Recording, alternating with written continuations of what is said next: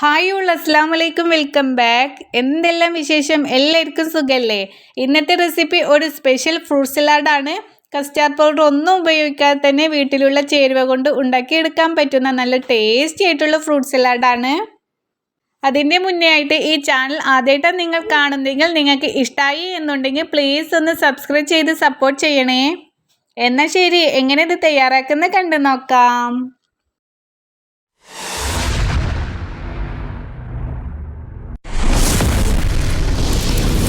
ആദ്യം തന്നെ ഒരു ബൗൾ എടുത്തിട്ട് 2 ടേബിൾ സ്പൂണോളം കോൺഫ്ലോർ ഇട്ട് കൊടുക്കാം.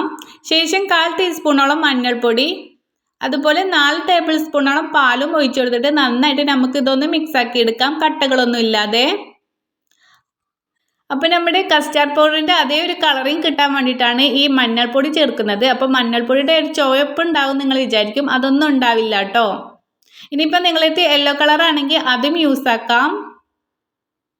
കോൺഫ്ലവറിൻ്റെ പകരം നിങ്ങൾക്ക് അരിപ്പൊടി, മൈദപ്പൊടി ഒക്കെ എടുക്കാം കേട്ടോ. ഇനി നമുക്ക് ഫ്ലെയിം ഓണാക്കി വെച്ചിട്ട് ഒരു പാത്രം വെച്ചിട്ട് 1 ടേബിൾ സ്പൂണോളം നെയ്യ് ഒഴിച്ചു കൊടുക്കാം. നെയ്യ് ഒഴിച്ചാൽ നല്ല ടേസ്റ്റ് ആയിരിക്കും. അതിലോട്ട് നമ്മുടെ സേമിയം കുറച്ച് ഇട്ട് കൊടുക്കാം. കുറച്ച് എന്ന് പറഞ്ഞാൽ ഒരു 3 ടേബിൾ സ്പൂണോളം ചെറുതായി കട്ടാക്കിയതാണ്. അതൊന്ന് ജസ്റ്റ് ഒന്ന് ബ്രൗൺ കളറായി വരണം. ഇനി ഫ്ലെയിം ഓഫാക്കി വെക്കണം, അല്ലെങ്കിൽ നമുക്ക് പെട്ടെന്ന് തന്നെ അടി പിടിക്കും. അപ്പോൾ 250 ml കപ്പ് പാൽ ഒഴിച്ചെടുക്കുന്നുണ്ട്. അതുപോലെ തന്നെ അതിൽ 1/4 കപ്പോളം പാലും കൂടിയും വീണ്ടും ഒഴിച്ചെടുക്കുന്നുണ്ട്. അങ്ങനെ ഒരു 1/4 കപ്പോളം പാൽ ഒഴിച്ചെടുത്തതിന് ശേഷം നമുക്ക് ആവശ്യത്തിന് പഞ്ചസാര ഇട്ട് കൊടുക്കാം. 4 ടേബിൾ സ്പൂണോളം പഞ്ചസാരയാണ് ഞാൻ ഇട്ട് കൊടുക്കുന്നത്. അപ്പോൾ ഇങ്ങനത്തെ മധുരത്തിനനുസരിച്ച് ഇട്ട് കൊടുക്കാം. ശേഷം നമ്മുടെ കോൺഫ്ലവർ മിക്സാക്കി വെച്ചതുണ്ടല്ലോ, അതും കൂടി ഇതിലോട്ട് ഒഴിച്ചെടുത്തിട്ട് നന്നായിട്ട് നമുക്കൊന്ന് മിക്സാക്കി എടുക്കാം. ശേഷം വേണം നമുക്ക് ഫ്ലെയിം ഓണാക്കി വെക്കാൻ. ഇനി ഓണാക്കി വെച്ചിട്ട് നന്നായിട്ട് നമുക്കൊന്ന് തിളപ്പിച്ചെടുക്കണം. നന്നായിട്ട് തന്നെ തിളപ്പിച്ചെടുക്കണം കേട്ടോ. ഇനി നമുക്കിങ്ങനെ കൈ എടുക്കാതെ തന്നെ ഇളക്കി കൊടുക്കുക, അല്ലെങ്കിൽ പെട്ടെന്ന് അടി പിടിക്കും. ഇപ്പോൾ ഇത് ജസ്റ്റ് ഒന്ന് ഒരു കുറുകിയ രൂപത്തിലായി വന്നിട്ടുണ്ട്. ഇനി നമ്മുടെ ഈ സേമിയ ഒന്നും കൂടി വെന്ത് കിട്ടാനുണ്ട്. അതിന് വേണ്ടിയിട്ട് ഒരു 2 മിനിറ്റോളം കൂടി നമുക്ക് മീഡിയം ഫ്ലെയിമിലിട്ട് ഒന്നും കൂടി തിളപ്പിച്ചെടുക്കാം. അപ്പോൾ ഇതാട്ടോ ചെറുതായിട്ട് നല്ല ക്രീം രൂപത്തിലായിട്ട് വന്നിട്ടുണ്ട്. നന്നായിട്ട് കുറുകി വന്നിട്ടും നമ്മുടെ സേമിയൊക്കെ വെന്ത് വന്നിട്ടുണ്ട്. ഇനി നമുക്കിതൊന്ന് ചൂടാറണം. അപ്പോൾ ഒന്ന് ഫ്ലെയിം ഓഫാക്കിയതിന് ശേഷം നമുക്കൊരു 1/4 ടീസ്പൂണോളം വാനില എസൻസ് ഒഴിച്ചു കൊടുക്കാം. ഇനി നിങ്ങൾക്ക് വാനില എസൻസിൻ്റെ ഫ്ലേവറൊക്കെ ഇഷ്ടമാണെങ്കിൽ കൂടുതൽ 1 ടീസ്പൂണോളം ഒഴിച്ചു കൊടുക്കാം കേട്ടോ. ഇനി നന്നായിട്ടൊന്ന് തണുക്കണം കേട്ടോ. അപ്പോൾ 1 മണിക്കൂറോളം നമുക്ക് അതവിടെ ഇരിക്കട്ടെ. അപ്പോഴേക്കും കുറച്ച് ഫ്രൂട്ട്സും കൂടി കട്ടാക്കാം. അധികം പഴുപ്പില്ലാത്ത പഴം എടുക്കണം കേട്ടോ, എന്നാലേ നമ്മുടെ സലാഡിന് ടേസ്റ്റ് കൂടത്തുള്ളൂ. അപ്പോൾ അതൊക്കെ ചെറുതായിട്ട് കട്ടാക്കിയിട്ട് ഒരു ബൗളിലോട്ട് ഇട്ട് കൊടുക്കാം. അതുപോലെ തന്നെ മുന്തിരി എടുക്കാം. നല്ല മധുരമുള്ള മുന്തിരിയാണ്, അതുപോലെ കുരു ഇല്ലാത്ത മുന്തിരിയാണ് കേട്ടോ. ഇനി നിങ്ങളുടെ അടുത്ത് ഗ്രീൻ മുന്തിരി ആണെങ്കിൽ അതെടുക്കാം. അതുപോലെ നിങ്ങൾക്ക് ഇഷ്ടമുള്ള ഏത് ഫ്രൂട്ട്സും എടുക്കാം.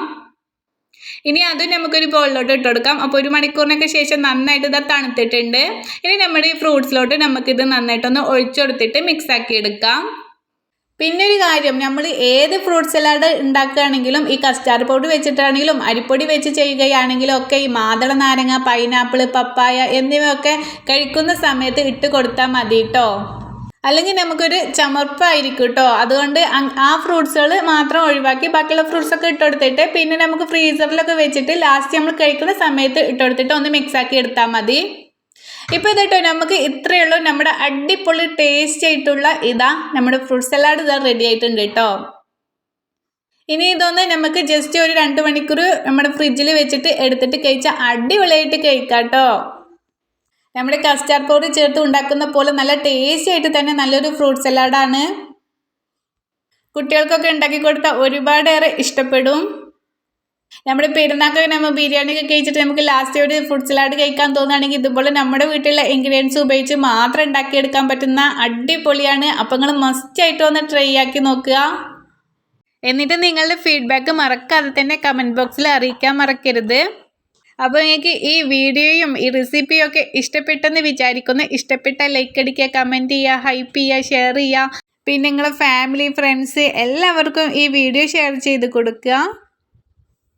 അപ്പോൾ ഞാൻ വീണ്ടും ഇനി ഒരു സ്പെഷ്യൽ വീഡിയോ ആയിട്ടും വെറൈറ്റി ആയിട്ടൊക്കെ വീണ്ടും കാണാം. അതുവരേക്കും എല്ലാവരും ഹാപ്പി ആയിരിക്കുക, സേഫ് ആയിരിക്കുക. അപ്പോൾ ഓക്കെ, ബൈ, താങ്ക് യു.